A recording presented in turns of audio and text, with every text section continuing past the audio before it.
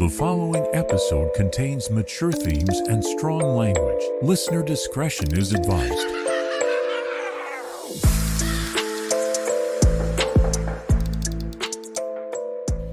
Welcome to History and Mystery in Kansas City, the history podcast about all things unsolved and unexplained in Kansas City and the surrounding areas. I'm Laura. And I'm Talia. And today we're going to be talking about the Elms Hotel. Elms Hotel and Spa. Elms Hotel originally opened in 1888. But in order to get to 1888, we needed to first start telling you about how the Springs became well known. And it's kind of controversial in a weird sense, because there is a story that a man brought his daughter named Opal. If I remember, it was like Million was the name. And so Travis was a black man, and he had several kids. And when his daughter got sick with tuberculosis in 1880, he started asking everyone around, "What can I do? I want to save her life. Like, he's already had other kids at this time, like, die due to tuberculosis." Yeah. So he's traveling around, freaking out, he's like, "I'll do anything." And someone said, "Check out those springs over there."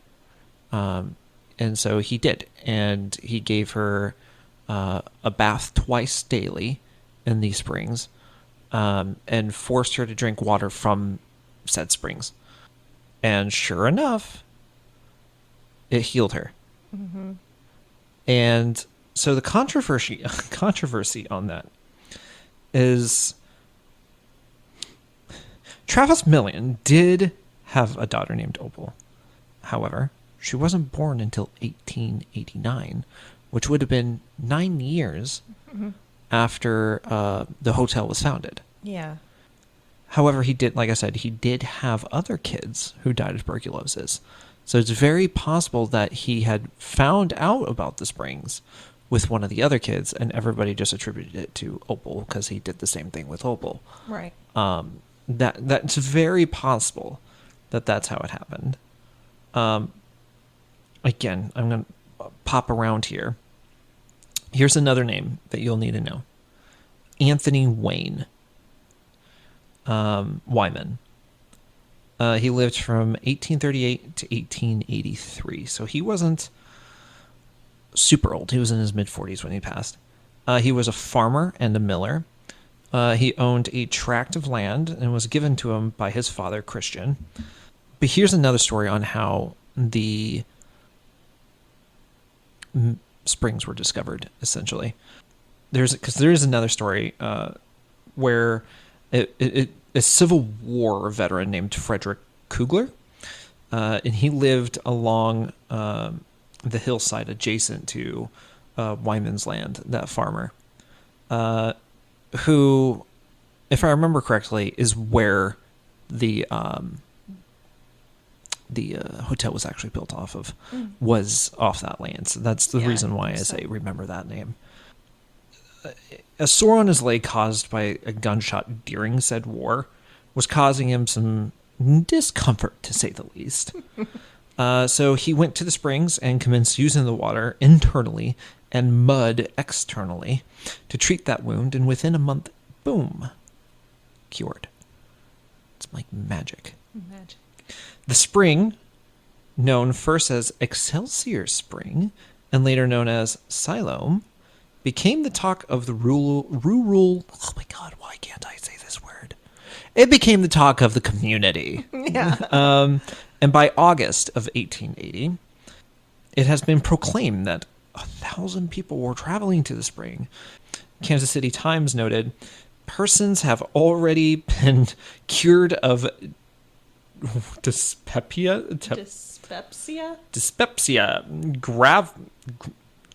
Gravel. I'm reading this here. Persons have already been cured of dyspepsia.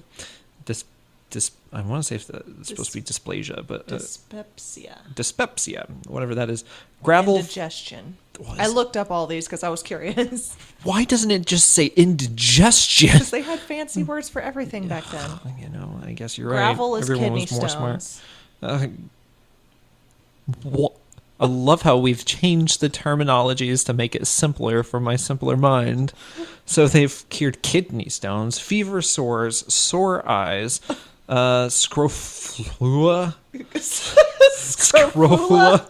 throat diseases. It's infection of the lymph nodes in your neck caused by tuberculosis. Okay. That's what scrofula is. Not sure how you say it. Lymph node soreness, sure. Throat diseases, liver complaints, etc. It's insane that by 1880, the springs were already so well known for curing all these things. Mm-hmm. It kind of makes you curious. Why didn't they just bottle up part of the springs and sell it during the tuberculosis epidemic? Mm-hmm. They started to later. Yeah, they started to later. But... So it didn't take long for the original farmer to cash in on the discovery of a lifetime. I guess I should go over this because the surrounding area kind of also ties into the hotel as a whole, too. So Reverend John Van Buren Flack had been running a store in Missouri City when he caught wind of the supposed healing properties of a spring. Flack traveled to the area and met with Wyman, said farmer, where he encouraged him to plat the land around the spring and have the water analyzed.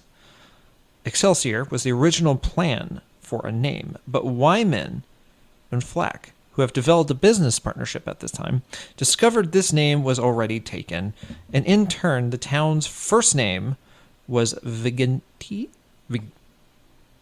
Viginti? Vaginti? Vaginti?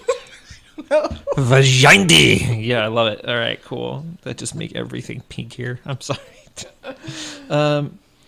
So the name was first chosen because it translates to 20 in Latin, and they estimated that there were at least 20 mineral springs in the area, and the town was incorporated in 1881. 40 acres of this land was platted as a town, and Flack sent the sample of water to James Wright, a chemist in St. Louis, to be analyzed. It was found to be a natural supply of ferromanganese mineral water. Manganese? I believe that's how you say it. I have several jokes in my mind, but I'm going to keep them to myself. Mineral water, and the only in the United States. Within 90 days, 200 houses were constructed, and the newspaper reported in 1881, "Where last year there was a cornfield, is now a little city of 1,000 people." Reverend Flack built a home in town, a dry goods store, and the first church. Wyman also built a new home and continued to sell tracts of land at a mighty profit. Of course, said house would be massive. Yeah. Because he was rich at this point. Yeah. The early pilgrimages to the area found that there was no place to stay, so travelers had to camp in tents and under wagons. Thus, the first hotel in the town was built in 1881 by Wyman and a business partner, and was called Excelsior Hotel. Within a short amount of time, 2 Kansas City businessmen bought out the partner for $5,000. 2 more springs were found and named Empire and Relief. Because why wouldn't you name a springs Empire? Yeah. The little village wasn't just situated in the middle of the springs. It was also a peaceful retreat for city dwellers to visit, quote, a quiet, happy little valley, hills rising picturesquely on every side. In 1882, the town leaders changed the community's name to Excelsior Springs, which is why it's now called Excelsior Springs. A newspaper advertisement boasted of the healing waters, stating, "Go to Excelsior Springs and be cured because the location is unusually healthy and free of malaria." Because that's a selling point at this time in the United States. It's free from malaria. A group of prominent Kansas City businessmen saw the potential of Excelsior Springs and organized the Excelsior Springs Town Company. Howard M. Holden and Joseph, I'm not going to say the middle initial anymore, Joseph Chick of the National Bank of Kansas City, Mr. Moore of Bellund, Moore and Emery, SF, what is up with people this time period, just putting their initials and then like going, oh no, yeah, my last name is Moore. S.F. Scott and E.L. Martin, co-founder of the town of Martin City, were the original stockholders. They purchased 900 acres, which included the original spring. The plan was to build a premier resort with 200 rooms. Mm-hmm. That's a lot of rooms for back then. Yeah. Then again, like, within a year, 1,000 people. Oh, yeah, you'd be making money. Mm-hmm. Excelsior Springs Company created parks, pavilions, and in 1888, the Elms Hotel. Guests enter through 2 sets of double doors with 2 large terracotta fireplaces on each side, a grand staircase of yellow pine and oak carved elegantly into the lobby to the floors above, a cost of $250,000. The hotel was a marvel of beauty in every retrospect and supplied with water, incandescent electric lights, elevators, baths, etc. It was ahead of its time then. It was very ahead of its time. But it was also $250,000. Yeah. Which in that time period was a lot of money. That is. That's like a house nowadays. Yeah. It's kind of weird like to think. Kind of a shitty house, too. Hey, my house was less than that. Oh my god, I live in a shitty house, don't I? The dining room, 150 feet long and 40 feet wide. A house. Could be used as a ballroom for special occasions. Near the outdoor pool, guests could enjoy 4 bowling alleys and a target range within the lush, well-manicured gardens. Needless to say, I'm pretty sure one of those things is no longer in the Elms Hotel. Oh. The shooting range. Oh. Well, that sucks. Well, I'm only guessing, because people can't behave with those nowadays. The success of the first Elms Hotel, first Elms Hotel was immediate, and in turn, the investors built a music hall that could hold, oh my god, 1,250 people. Wow. What kind of concerts are they holding in this music hall? Jeez. It's Rockfest. Well, back then, that's a lot of people. That is. And added a 3-story high annex building in 1889 that held 75 additional rooms and about 100 yards from the original building. The water wasn't just enjoyed on a visit to the Elms. The Excelsior Springs Company began bottling their water and selling it across the Midwest. The sulfosaline bottled water from one of the springs was hyped as a natural diuretic and a mild, sure laxative. The Soterian ginger ale made from the springs was advertised as the finest in the world. Ask your druggist for it? Okay. Jeez. Yeah, just go ask your drug dealer for a can of ginger ale. See how that works for you. Not drug dealer. This says ask your druggist. It's like a pharmacist. So now it's prescription? Yeah, it's like they're pawning it off as health. Although, yes, it was a and- diuretic, so I guess if you want a laxative that tastes like ginger. Yeah. Fair. Okay. Fair. The Elms stood at the heart of the town, built upon the healing properties of water, and businesses capitalized on its popularity to those who were ill. Operations such as the Keeley Institute even opened in town for the treatment of the liquor and opium habit. So I guess they were trying to say this will cure your opium habit as well as your alcoholism. Yeah. It helps with liver issues, so... Well, the side effects, yeah, but I wouldn't assume that it would just cause you to stop drinking. Right, no.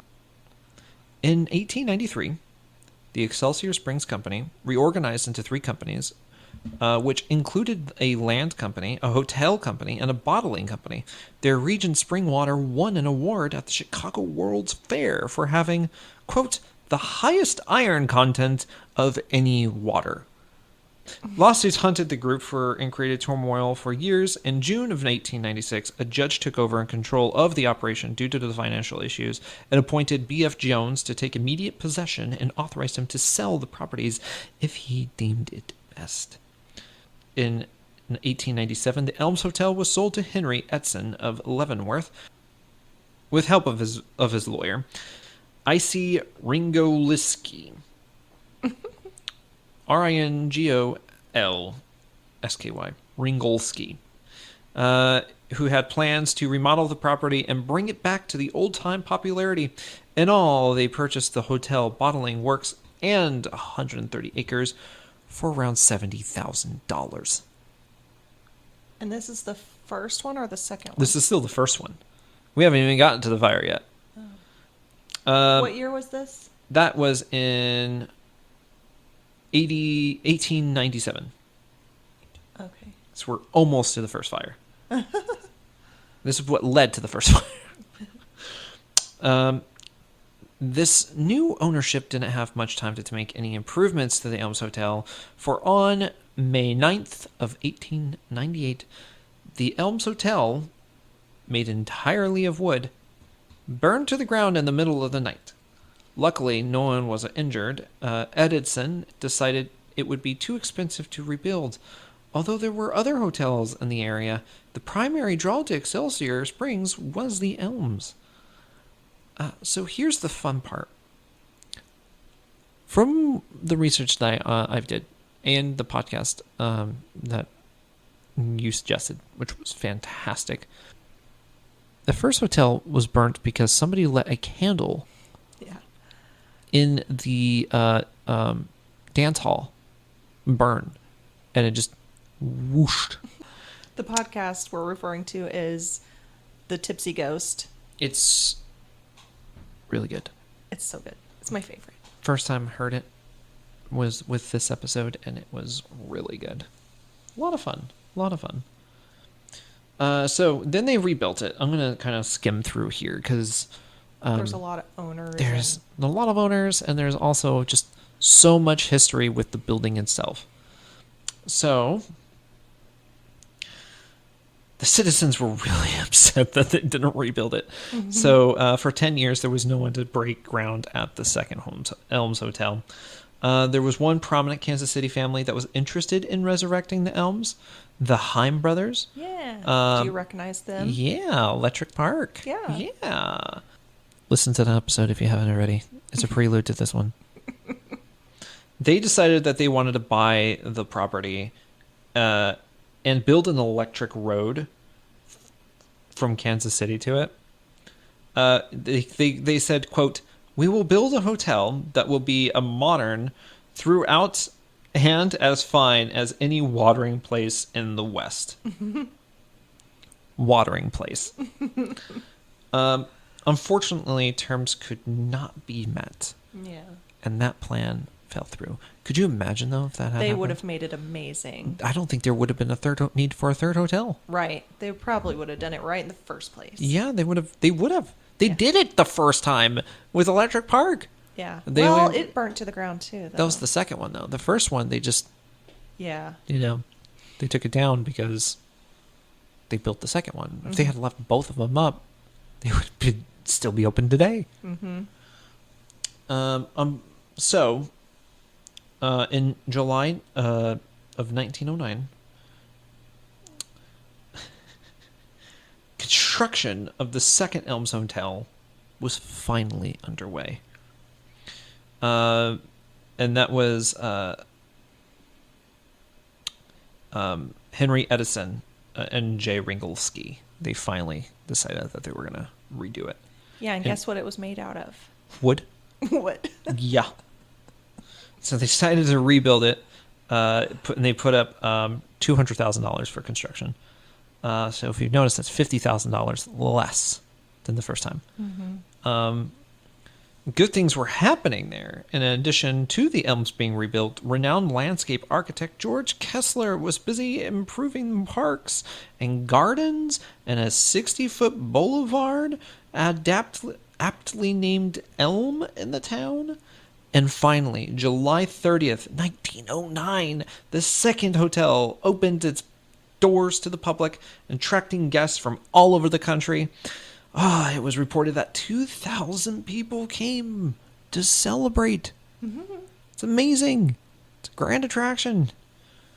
But celebration was short-lived. Just 9 months later, 175 guests were alerted around midnight that a small wooden building in the east side of the hotel was on fire. The blaze was controlled, but about the time that the guests thought it was safe to return to the rooms, smoke filled the Elms. And I heard that one was something to do with the boiler room. Probably, yeah.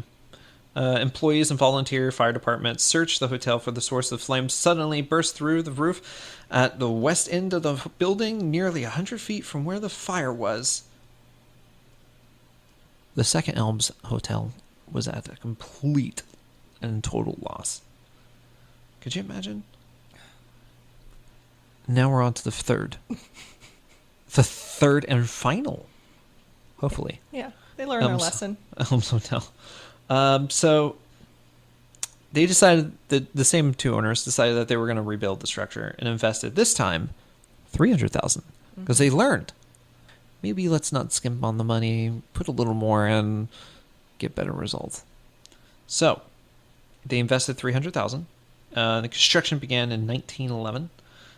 Plans included 5 stories with fireplaces of cut stone and Old English architecture, and walls of native stone were carefully constructed with reinforced concrete this time, and a steel skeleton. And Missouri limestone. The building was completely fireproof. Yeah. Thank God. Third time's the charm. 220 bedrooms, all private bathrooms, planned to please the most exacting millionaire accustomed to the best hotels in the world. That's what they wanted, millionaires. Yes. And on September 7th, the Elms Hotel opened to thousands of eager patrons. Throughout the next 15 years, Excelsior Springs continued on as a well-known health resort. In 1927, the hotel was sold. With underground illegal operations as part of the Elms history, it is proclaimed that during Prohibition, federal agents raided a cocktail party attended by the governor, who allegedly told the agents to go burst somebody who was, quote, actually breaking the law. Which, funny enough, it was against the law to drink alcohol. So you were said person. But it was kind of by Kansas City, and I don't know, maybe Tom Pendergast's reach went that far? Yeah, maybe. Another account indicates that a man named Howard Johnson operated the gambling house within the hotel from 1935 to 1937 and gave a cut to the Elms. Johnson installed air conditioning to keep his patrons cool and had the audacity to sue the Elms in the court for the return of the unit. That's messed up, man. You got an illegal gambling ring in said hotel. You give them a cut. You even buy them air conditioning. Yeah. And then when they kick you out, you're like, all right, cool, bet. I'm going to sue you for your air conditioning that I bought. Yeah. And then they're like, the courts are just like, oh yeah, give them back the air conditioning.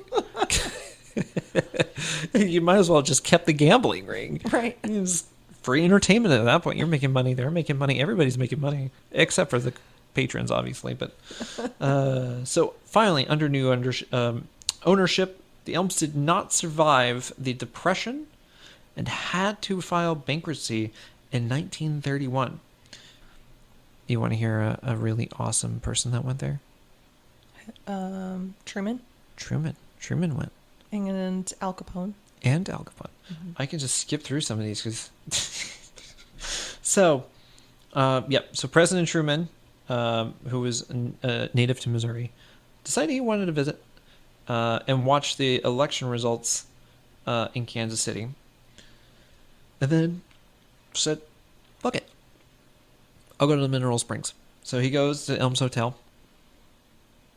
Unbeknownst to the crowds forming that election day downtown, Truman was no longer president. And at 3 p.m., he left his house in Independence, called the Summer White House, and arrived undetected at the Elms an hour later. President entered a rear door up a freight elevator to the third-floor suite. He had no luggage with him, so the hotel manager loaned him his own bathrobe and slippers. Mm-hmm. He took no calls. He later told Kansas City Star, I took one of their hot spring baths and a rub down. I then ate a ham and cheese sandwich, and I drank a glass of buttermilk. Yeah. About 6:30. That's gross. And then I went to bed. Is that what he sounded like? That's how I imagine he sounded like. He woke up around midnight and listened to the election results alone on the radio before going back to sleep until 4:30 a.m. At that time, he opted to return to the hotel to have breakfast and face the nation. In one of the biggest election upsets in American history, President Truman won with 49.5% of the nation's votes, and he learned of his victory via radio at the Elms Hotel. For the next few decades, the Elms was successful at being the site of many national conventions, but popularity waned, and they had advertised as a motor lodge and even a Sheraton hotel for a time before bankruptcy once again faced the property in the mid-1990s. Because of its importance to the town, a solution had to be found in order to save the most important property in Excelsior Springs. And in 1995, the city repurchased the Elms Hotel and began searching for buyers. In 2011, the Elms closed for a $20 million renovation to update the 153-room hotel, spa, restaurant, and grounds. In 2014, the property was listed on National Register of Historic Places. 4 years later, Hyatt Hotels assumed the management of the property under its Destination Hotels brand. So the Elm still stands situated in the Valley of Mist, Mineral Springs. With over 130 years of history, the town of Excelsior Springs is anchored even today by its iconic property that brings about questions of hauntings and its interesting past. The story of the Elms, above all, is a story of survival and resurrection. I could not agree more. I did read that off of an article, but it was a true article. And amazing, and I loved it. And that was off the Telegraph, so go share some love to the Telegraph. Could you imagine this hotel? All the fires. Dude, all the fires. All the bad luck. The presidents, the football people that have been there, the criminals that have been there. Yeah. During Prohibition, all the gangsters and yeah, that corrupt governor. Yeah, go find some real criminals. Rah! Yeah. All right, you got some hauntings here for me. I can see your face glowing up. First, I want to kind of go back to history a little bit and just talk about one person. And when you were looking, did you find anything about Dr. Fraker? Sounds familiar. Familiar? Can you tell my brain has been spazzy lately? It does sound familiar. There was a man named George Fraker who graduated in 1891 as a medical doctor. He became very successful. This success led the owners of the Elms Hotel to take notice because they were looking for a resident physician. And Dr. Fraker fit the bill. People who sought relief from the health-giving waters of the springs were directed to him as a competent and painstaking physician. Painstaking. Yeah, that's what the Kansas City Star says. Dr. Fraker always seemed to be in the company of young men. Who, this shouldn't say young men, this should say young boys, because... Whoa! Yeah. And he would hire them to assist him as an office boy and offer them to room with him. In May of 1893, he took out 8 different life insurance policies totaling over $58,000. Considering the doctor's salary was about $1,800 a year, this action in itself was a red flag that went unnoticed. And then he faked his own death. Faked his own death. Yes, but then he was discovered. And then he was discovered, caught. But yeah, some of the boys that he hung out with were like 12, 13 years old. Yeah, and one of them went missing when he went missing, but luckily did show up later. He was just scared, and because they were like, "Where is he? What happened?" And because the kid had disappeared with him. But yeah, so super shady. Oh, that's more than super shady. Yeah. Gosh. Reverse Batman, for He's sure. awful. But anyway, yeah, he worked for the hotel and for quite a while until he faked his own death and then got found out. And then they found him. Yeah. What a Good. loser. God, yeah. Just... So it was reported that no one died in the fires. Well, that's good. But there are rumors that there were workers in the boiler room who did die in that second fire. But the fact was kept quiet because the hotel didn't want to lose business. Or lawsuits. And some of the hauntings I read say that you can hear banging from on the other side of the boiler room door, like people are trying to get out. That is dark. What a way to die. Yeah. Thousands and maybe even hundreds of thousands of sick people went to the hotel to get cured but never left because the water was not a miracle drug. I couldn't find any specific numbers of deaths, but again, they did not want this reported, so it was kind of, all the deaths were kept hush-hush pretty much. I guess in that case, it's a lot like Disneyland. Mm-hmm. Nobody dies at Disneyland. Yeah. Deaths at the hotel were negative press, so understandably, they didn't want that in newspaper clippings, so I couldn't really find anything in newspapers. And an Elvis impersonator fell from the balcony to his death. Oof. Or jumped, but it's believed he fell. Yeah. Reportedly, the hotel staff and guests have often seen a maid wearing 1920s style uniform on the 3rd floor. She is extremely benevolent. Oh, benevolent's a good thing. And only there to watch today's housekeeping staff to make sure they do their job right. Could you imagine? You missed a spot. You're just cleaning. You look over and you just see this ghost just like judging you and just like doing the, Yeah. I'm watching you. Like, Yeah. you better, pointing, like, you missed a spot right there. You better remop that. Like, Yeah. Jerry Neville, the front office manager, used to do the ghost tours. And according to him, in room 422, there was a murder-suicide, and the TV seems to have a mind of its own. It'll just turn on and turn off by itself. And they've noticed this with several different types of TVs. The old box ones and the flat screens, doesn't matter. It still does it. huh. A 5-year-old little boy drowned, and his wet footprints have been seen in the lap pool area. There is a female spirit. The female spirit is supposedly the boy's mom who drowned. Of the boy who drowned. And she wishes the boy would go with her, but he wants to stay. It's simple. She just needs to go to the pool. But he Pool's feels that like way. he needs to stay to protect other kids from drowning. That's what they say. A male spirit has been seen as well. A gambler shot by the hot tubs during the speakeasy. According to Jerry, a psychic told him that one of the men was shot, is buried in the tunnels, and he's still there. Which apparently there's tunnels underneath. Good God. Jerry was also told that there are 2 portals in the Elms Hotel. One's on the 5th floor, and the other by the lap pool. An employee was shoved by an invisible force into room 505 and could not get out, and he was locked in. It was like he was locked inside. He said he never went in that room again because he was fearful. A few guests have said that the fire alarm has gone off at 2 a.m., but there was no fire. That's insane. Room 140 has an entity that likes to come lay down with you as you sleep. You can't see them, but you can see the indentation on the bed and feel it moving. I would have a cuddle buddy? Yes. Ooh. That's the room I want.